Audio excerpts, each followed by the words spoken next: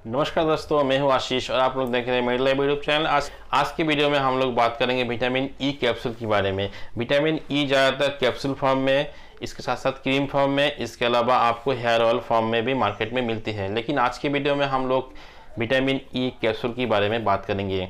Vitamin E capsule का सबसे जो पॉपुलर ब्रांड है वो है यूएन कैप्सूल। तो ये कैप्सूल आप लोगों को आपकी नज़दीकी किसी भी मेडिकल शॉप में आसानी से मिल जाएगी। इसका यूज़ क्या क्या है, किन किन प्रॉब्लम में ये मेडिसिन यूज़ किया जाता है, इसको इस्तेमाल करने का सही तरीका क्या है। किसी भी मेडिसिन का प्रॉपर तरीके से आप इस्तेमाल नहीं करने से उसका जो रिजल्ट है वो आप लोगों को अच्छी तरह से नहीं मिलती है। इसके अलावा इसका यूज़ करने के बाद क्या क्या साइड इफेक्ट हो सकती है, ये सारे सभी जानकारी को अगर आपको चाहिए तो इस वीडियो को लास्ट तक जरूर देखिएगा, ताकि दवा के बारे में संपूर्ण जानकारी आप लोगों को मिले। अगर आप मेरे यूट्यूब चैनल में फर्स्ट टाइम आए तो प्लीज़ एक बार सब्सक्राइब कर लीजिए और साथ साथ बगल वाले घंटे को भी एक बार प्रेस कर लीजिए। तो चलिए दोस्तों, शुरू करते हैं आज की वीडियो।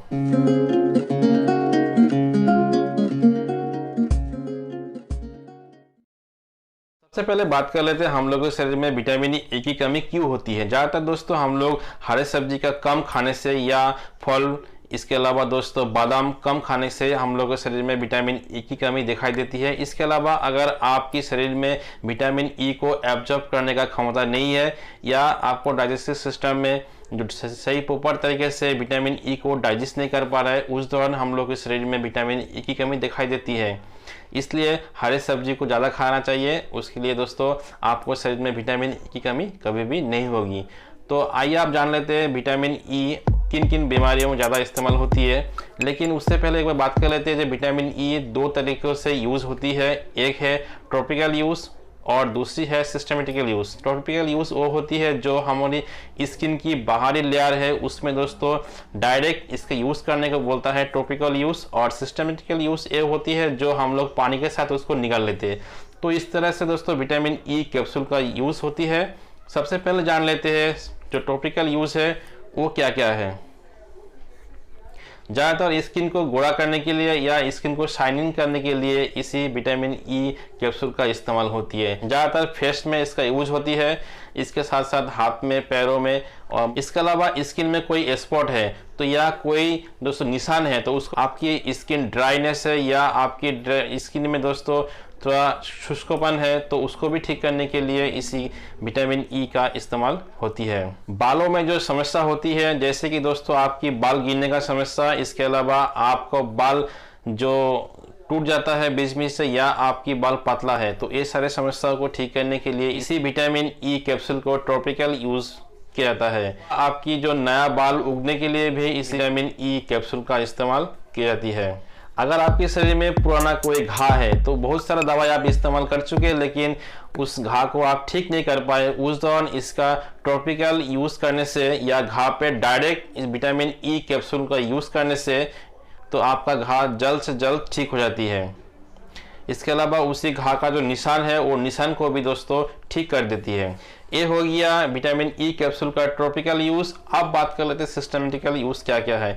सिस्टमेटिक यूज़ ज़्यादातर दिखाई डॉक्टर द्वारा प्रिस्क्राइब की जाती है और डॉक्टर तभी इस विटामिन ई को प्रिस्क्राइब करती है जब आपकी शरीर में विटामिन ई की कमी हो। उस दौरान आपको डायरेक्ट ये सिस्टमेटिक यूज़ करके आपकी शरीर में विटामिन ई की कमी उसको पूरा किया जाता है। इसके अलावा आपकी शरीर में खून की कमी, बहुत सारे महिलाओं में या पुरुषों में खून की कमी दिखाई देती है, तो उसी खून को कमी को दूर करने के लिए डॉक्टर साहब आपको इसी विटामिन ई कैप्सूल को इस्तेमाल करने का सलाह दे सकती है। कोई व्यक्ति ज़्यादा स्मोकिंग करती है तो स्मोकिंग से होने वाले नुकसान को कम करने के लिए भी इसी विटामिन ई कैप्सूल का यूज़ होती है।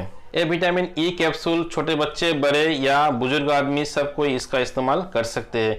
इसका सिस्टमेटिकल यूज़ कम होती है और टॉपिकल यूज़ सबसे ज़्यादा देखा जाती है। महिलाओं के लिए ये एक स्किन को ग्लो करने के लिए एक अच्छी विटामिन है। ये जो विटामिन ई कैप्सूल है ये बहुत सारे पेशेंट इसका इस्तेमाल नहीं कर सकते। कौन कौन से पेशेंट इस विटामिन ई कैप्सूल का इस्तेमाल नहीं कर सकते उसके बारे में एक बार बात कर लेते हैं। जैसे कि कोई पेशेंट का अगर हार्ट में कोई समस्या है या हार्ट अटैक पहले कभी हो चुका है, उस दौरान भी विटामिन ई कैप्सूल का इस्तेमाल वो पेशेंट नहीं कर सकते। कोई व्यक्ति अगर डायबिटिक पेशेंट है उस दौरान भी इसे विटामिन ई कैप्सूल का इस्तेमाल नहीं होती है। इसके अलावा किडनी में कोई समस्या है इसके साथ साथ में लिवर में कोई समस्या है, उस दौरान इसी विटामिन ई कैप्सूल का इस्तेमाल नहीं कर सकते। विटामिन ई कैप्सूल का यूज करने के बाद क्या क्या साइड इफेक्ट हो सकती है।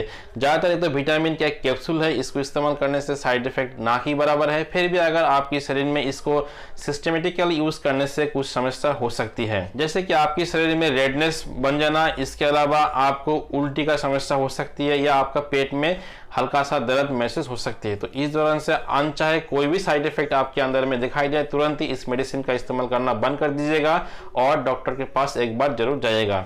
अब बात कर लेते हैं इसका यूज करने का जो प्रॉपर जो सही तरीका है वो क्या है, किस तरह से इसको इस्तेमाल करने से आपकी जो प्रॉब्लम है वो ज़्यादा जल्दी ठीक हो जाएगी। जैसे कि दोस्तों ये टॉपिकल यूज इसका ज़्यादा होती है, वो स्किन के लिए इस्तेमाल करने के लिए एक कैप्सूल अपने हाथों में फोड़ लीजिए, उसके साथ साथ दोस्तों कुछ गुलाब का पानी मिलती है उसको भी मिक्स कर लीजिए। इन दोनों को सही से मिक्स करके आपको स्किन में इसको लगाना है। ये आप दिन में 2 या 3 बार भी इस्तेमाल कर सकते हैं।